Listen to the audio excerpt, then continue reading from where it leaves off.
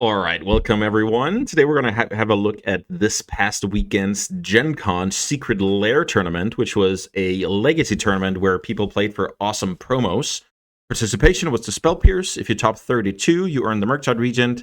And if you make it all the way to top 32, you play single elimination bracket until somebody walks away with this Dark Ritual worth almost $50,000. So pretty awesome tournament. This Dark Ritual, there only exists 4 in the world, so that's why.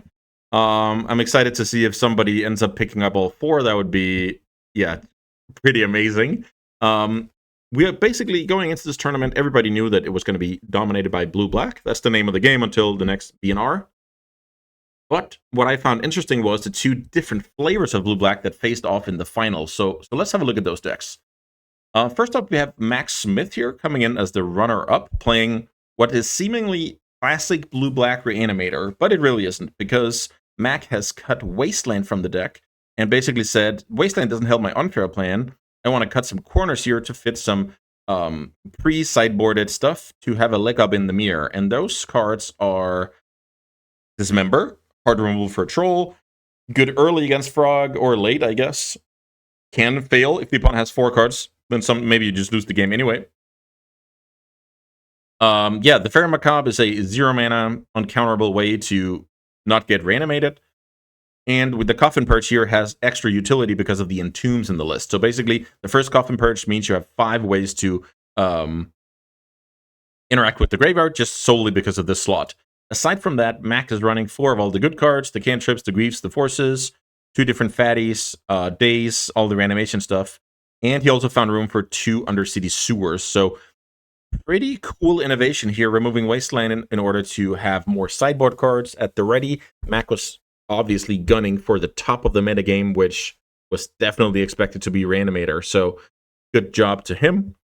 Let's see. Mac's sideboard is running a couple of Consigned to Memory. It's not to Eldrazi, not to Endurance, just all around great card. Some people are also playing Artifact combo. Painter is popular. Just a great card these days. 3 Borrowers. So this is basically saying I really want to give myself the best chance possible against the card Leyline of the Void, which I like. I mean, that's just a read of the metagame, right? And same can be said about only 1 Force Negation. You're only running 1 Force Negation when you're not too worried about the opponent playing a spell combo deck, because the understanding is that if you're going to play against Grief, Days, Force of Wills all day, it's not good to sign up with, you know, the Doomsdays of the world or the Storm decks of the world, right? So 1 more Dismember for the same reasons it's in the main deck. What I will note is that sometimes it has fail rate against Barrogoyf, it has fail rate against Murktide Regent, it has fail rate against Psychic Frog, so I'm a bit worried about that card, but obviously worked out for Mac. We have Fairy Macabre here, another 0 mana way to interact with the yard. A couple of Bowmasters as this catch-all, so obviously it's good against, you know, draw spells and toughness 1 creatures, but it's just also a solid card that sometimes you need like a couple of bodies in a matchup, you know, if the initiative is in the mix. Sometimes this card is just a way to fill out a hole from the sideboard plan. It's going to be solid to good against a lot of decks. Maybe it's not going to be great Haymaker type against that many decks, but it is going to have a lot of value over the course of a tournament. Single copy of Fatal Push, most versatile 1 mana removal around, and then 3 copies of Dark Betrayal. So that's another testament to Mac really focusing on beating the winner's metagame and getting to the promised land, which he definitely succeeded with. Surrounded by the sideboard, we have a single copy of Engineered Explosives, which is something that, you know, can kill Chalice, can clear Rhinos, can clear Saga tokens, can, you know, do some stuff. Yeah, that's gonna do it for Mac's deck. Let's see what he faced in the finals here. So quickly, let me sort it just a tiny bit here. This is not your classic blue-black reanimator deck. This is blue-black midrange. Blue-black midrange is a deck that has caught a bit of steam lately, where people are basically fast-forwarding to non-grief legacy, and this looks like a solid choice. So mana base, pretty straightforward. You'll notice a nod to black fetches here, which I really like when you're playing Harbinger on the sideboard. If you get your Swarm into play in the Harbinger, you can play all of the cards in your deck. 4 Wastelands, and then this cool innovation of double Nile Spellbomb, which makes it so that we still have 4 artifacts for our Goyf types. but 2 of them are like sideboard slot 16 and 17. So Nile Spellbomb would win you a lot of game once against Blue Black Reanimator. And once again, I believe Ryan, aka Burnt Taco, really made a game for that and was rewarded big time.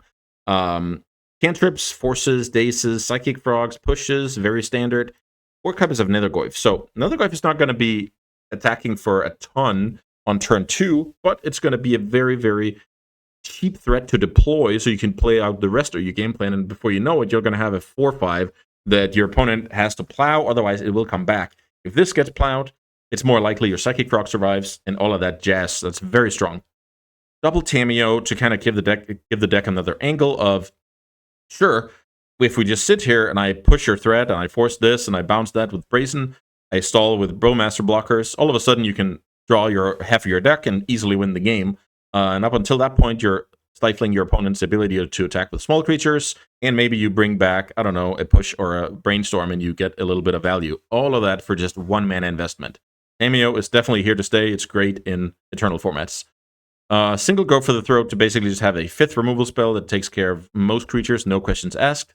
Only 3 copies of Bowmasters. That's like, sure, it's a great card, but if we want to fit our 5th removal spell, or if we want to play double Stifle, which I'm going to get to in a second, we need to cut something here, right? So the Stifles are cards that in the short term have immense value. You get a fetch, you fetch, you counter a backbreaking fetch land off of the opponent, all of a sudden you win the game. Next game, the opponent respects it, while Stifles are in your sideboard, and you just get invisible value, much like Daze. Which is something that I can't overstate. It's just so important to make your opponent make all of these small concessions. They play their 2nd best spell. We don't have Daze. Nice. They fetch at a bad time. We don't have Stifle. Nice.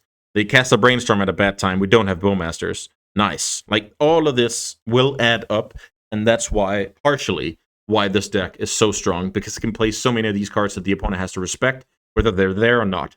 So we get value. Psychic Frog, enough has been said about that card. That card is absurd. Very, very strong. Number 1 reason to play Dimir. Brazen for catch-all and random tempo, and then only a 1 copy of Murktide. So this could be that Ryan basically planned to top 32 this event, so he would win a Murktide region, put it into the deck, and that's all he needed. Or it's because Ryan said, Pyroblast is on the rise, don't want to go all in on Murktide.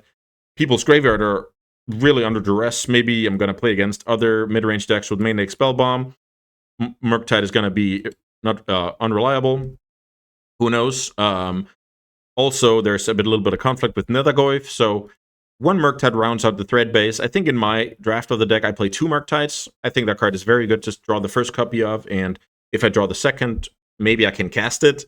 Maybe I can pitch the Force of Will. It's not going to be the end of the world. I think that card is very good, especially at closing out Ancient Tomb decks. Sideboard, double Consign, 1 more Brazen for, Married Lage. Leyline is not that bad against this deck, so the cool thing about it is we're not losing to someone going Unlicensed Hearse past, then we can just play our own game plan.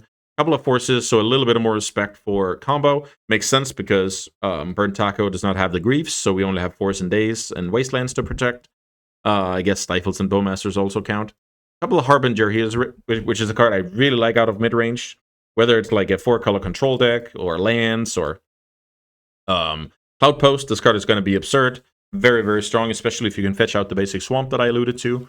Snuff Out is a curious one, because Snuff Out is a card that, if let's just say we play the Mirror, I don't even think we can bring in Snuff Out. It only kills like 2 Tameos and a Murktide Regent. That's worth speaking about. So Snuff Out is very targeted against, I would guess, something like Mono Red, something like, the Painter or the Prison variety. It's good against Death and Taxes, good against the green-black deck, against the Mana Dorks. But yeah, Snuff Out is definitely a cool one. A couple of Barrogoyf, which is kind of this deck's Orcish Bowmasters out of Max deck, where it's something you can always bring in and it's going to be solid. It's especially strong against decks with either no removal or only Lightning Bolt removal, but I guess that's not going to be relevant for much longer with Psychic Frog on the rise. Barrogoyf is very strong. Lifelink swings a race, and if it connects, you start getting value. You can mill over Nethergoyfs. You can escape later, so a lot of value in that card. Another Go for the Throat as this I'll kill your troll, I'll kill your Murktide, I'll kill your Psychic Frog, no questions asked card. Dark Betrayal, very targeted removal where it does the same as Go for the Throat in that specific matchup, but 1 mana cheaper. But you can't bring it in against all feature decks, so Ryan didn't want to go all in. Explosive for the catch-all we talked about in the previous deck, and then a couple of cages. Very hard graveyard hate here that even shuts down your own Nethergoyf. So there is an argument that if you have this card in play, it's fine, you can't replay your Nethergoyfs. And then there's the argument that, oh, it makes you a slightly worse mid-range deck in this fatal push back and forth war that the sideboarded games against Reanimator will quickly turn into. But I respect that choice. It's also good against, you know, Zenith, Natural Order, so some crossover there. I also believe, yeah, so I don't know. Also, you can't weld in creatures here. Against a welder, you can't weld in, let's say, a dead painter. So, I mean, some crossover value here with Cage. I don't hate it. So yeah, this deck ended up taking down the event. I know the Dark Ritual sold for $48,000, so pretty nice payday. And I'm actually excited to see the metagaming when it really counts. We're not talking about a Magic Online League. We're not talking about a challenge. There are levels to it. I also care a lot when I'm trying to win a challenge, but I would care even more if I was trying to win a $50,000 card. So what do you do when everything is on the line and all you want to do is give yourself the best chance to win? And I think these two decks are great examples of you're willing to main deck Coffin Perch, which is unheard of type of innovation when it comes to any balanced metagame. But this was so skewed towards Reanimator that it actually made sense. And yeah, I really enjoy that detail. No matter how big of a chunk, you know, blue-black decks are of the metagame, there's always interesting stuff for me to find and highlight on this channel. So I hope you guys appreciated that as well. This was kind of a different video where I'm kind of going over high-level tournaments, going it down into the details about the lists, and analyze for you guys' pleasure, hopefully. So yeah, once again, I hope you guys enjoyed the video. I enjoyed making it a lot. And good luck in your next Legacy tournament. I hope you have a good blue-black matchup.